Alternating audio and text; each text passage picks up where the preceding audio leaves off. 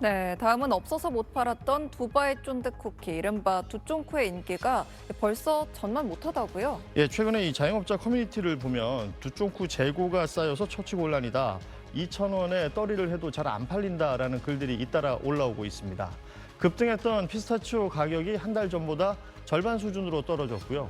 가게별 두쫑쿠 재고 현황을 보여주는 앱에서도 서울의 주요 도심 카페들의 재고가 수십, 많게는 수백 개 남아있는 것으로 표시돼 있습니다. 유행 초기에 비싼 가격으로 재료를 미리 확보했던 자영업자들은 난감하다는 반응인데요. 가격을 내리자니 손해고 그대로 두자니 손님이 없다는 것입니다.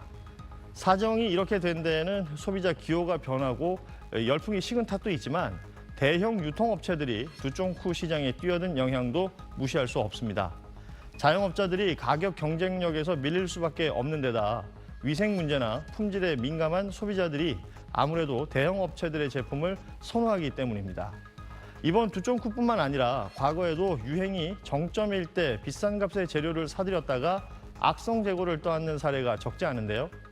창업이나 신메뉴 출시를 고민할 때도 이런 점을 유의해야겠습니다.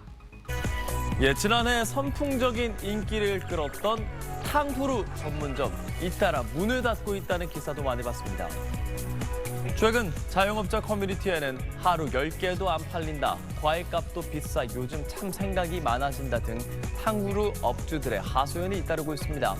지난해 탕후루 열풍에 많은 자영업자들이 뛰어들었죠. 2022년 말과 비교해 지난해 탕후루 전문점의 신규 가맹점 등록률은 1,339%에 달했는데요.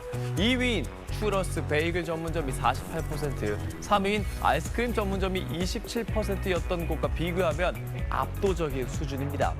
하지만 올 들어서는 신규 가맹점이 거의 사라졌고 매물로 내놓는 가게만 크게 늘고 있습니다.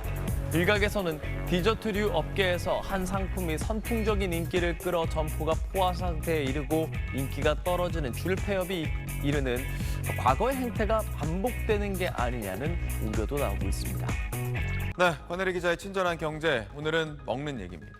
권 기자. 네. 지난 10년간의 외식 유행, 이 외식 트렌드를 정리한 자료가 나왔다고요? 네, 농수산식품유통공사가 지난 10년 동안의 외식 변천사를 정리했습니다. 네. 열풍을 일으켰다가 말 그대로 사라진 음식도 있고 반대로 수십 년 만에 다시 돌아온 트렌드도 있었습니다. 일단 올해는 단연 마라탕과 흑당 버블티가 꼽혔습니다. 네. 맵고 짜고 달고 아주 강한 맛의 메뉴들이죠. 이외에도 이른바 스페셜티 커피랑 다양한 샌드위치도 인기가 있었습니다. 네, 혀가 얼얼해지는 그 맛으로 먹는 마라탕은 지난 2017년에 시작된 열풍이 이어지고 있다, 이렇게 봤습니다. 특히 2017년 가을에 히트한 영화 범죄의 도시에 그 마라 요리의 한 종류, 마라 룽샤가 나오면서 네. 인지도가 빠르게 올라갔습니다. 그렇군요. 네, 마라 맛은 지금 우리뿐만 아니라 세계적으로 트렌드라고 합니다. 흑당 버블티는 전문점이 우리나라에 생긴 지 이제 1년이 넘었습니다. 네, 빠르게 인기몰이를 했습니다. 작년 9월에 서울에 생긴 타이완 음료점이 1호점입니다.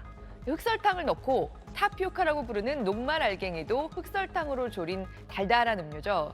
워낙 맛이 강한 두 음식이 인기를 끌다 보니까 각각 위생 그리고 당 과다 섭취 논란도 한 번씩 일었습니다. 그랬죠. 네, 마라탕은 지난 7월에 식품의약품안전처가 관련 업장 63곳을 점검했습니다.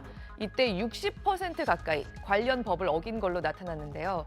그중에서도 위생 기준을 위반한 곳이 10곳이었습니다. 6곳 중 1곳꼴로 위생 문제가 있었던 거죠. 좀 더 주의하면서 영업하시면 좋겠고요. 네. 흑당 버블티는 한 잔의 칼로리가 보통 밥 한 공기 수준은 되고 당분 함유량은 거의 하루 섭취 권고량에 맞먹는다는 얘기가 나왔죠. 그래서 영양의 균형을 생각하면서 마시는 횟수를 조절하거나 당도를 조절해가면서 마시는 게 좋겠다고 전문가들이 얘기하는 음료입니다. 네, 한 잔 사서 둘이 나눠 마셔도 될 것 같고요. 네. 자, 올해는 일단 그렇고 작년까지 지나간 유행들에는 어떤 게 있었죠? 일단 작년의 유행은 아직 살아있는 것들이 대부분이긴 합니다. 네. 일단 뉴트로, 신복고 열풍을 타고 냉동 삼겹살집의 유행이 30년 만에 돌아왔다, 이렇게 분석됐습니다. 네. 80년대에 큰 인기를 끈 품목인데 2018년에 다시 흥했다는 거죠. 한 TV 예능 프로그램에서 화제가 됐던 소곱창 그리고 꼬막 비빔밥도 2018년을 이끈 인기 메뉴였습니다. 네. 2017년에 제일 주목된 건 부산에서 먼저 유명해져서 전국으로 퍼진 핫도그랑 동남아 요리입니다. 이제 쌀국수, 공심채, 분짜 같은 베트남 음식과 태국 음식은 상당히 일반적으로 먹는 외식 메뉴 중에 하나로 자리를 잡았죠. 그렇죠. 그리고 평양냉면은요, 늘 인기가 있지만요, 2017년에 특히 어디가 원조다, 여기가 진짜다, 이른바 맛의 정통성을 놓고 온라인에서 재미있는 설전도 오가면서 트렌드로 떠올랐던 게 같이 꼽혔습니다. 네. 반면에 3년 전 2016년에 가장 큰 인기를 끌었던 간식은 그야말로 반짝 열풍을 탔다가 사라진 걸로 꼽혔습니다. 그 타이완 대왕 카스테라 기억나시죠? 네네. 6개월 동안 30곳이 넘는 프랜차이즈가 생길 정도로 선풍적인 인기를 끌다가요. 한 종합편성 채널의 프로그램을 통해서 불량식품이라는 인식이 퍼지면서 굉장히 짧은 시간 동안에 급격히 사양길을 걸었습니다. 이 밖에도 지난 10년 동안 지금 곧 화면으로 보여드릴 음식들이 그 해를 이끌었던 인기 요리들로 꼽혔는데요. 네. 지금 나오고 있죠? 네. 찬찬히 뜯어보면요. 이 중에서도 수제버거, 샤브샤브, 그리고 다양한 맛의 빙수 같은 품목들이 이제 많은 사람들이 안정적으로 즐겨 찾는 메뉴로 확실히 자리를 잡은 느낌입니다. 네. 저 때 제가 저걸 먹었었는지 기억이 잘 나진 않는데 네. 자, 이 외식하는 방식에도 계속 변화가 있지 않습니까? 네, 올해 눈에 띄는 거는 역시 배달앱의 빠른 성장과 그리고 자동화 같은 것들이 꼽혔습니다. 일단 배달앱 같은 경우에는 올해 굉장히 빠른 성장을 했죠. 외식업체도 이제 찾아오는 손님이 아니라 집으로 갖다 달라고 주문하는 손님들에게 초점을 맞춰서 영업 방식을 변경하는 곳들까지 속속 나오고 있습니다. 네. 그리고 친절한 경제에서도 몇 번 말씀드렸는데요. 외식 산업에서 IT 기술의 확대가 올해 가장 눈에 띄는 변화 중에 하나로 꼽혔습니다. 로봇 바리스타, 로봇 웨이터, 또 기계에 대고 주문하는 키오스크 계산대 같은 것들이 빠르게 늘면서 사람과 사람의 접촉을 줄이는 비대면, 이른바 언택트 매장이나 자동화, 무인화 업소들이 증가하고 있습니다. 배달앱과 자동화 추세는 둘 다 내년에도 계속해서 비중이 더 커질 걸로 전망됩니다. 네. 오늘 즐겁고 맛있는 소식 잘 들었습니다.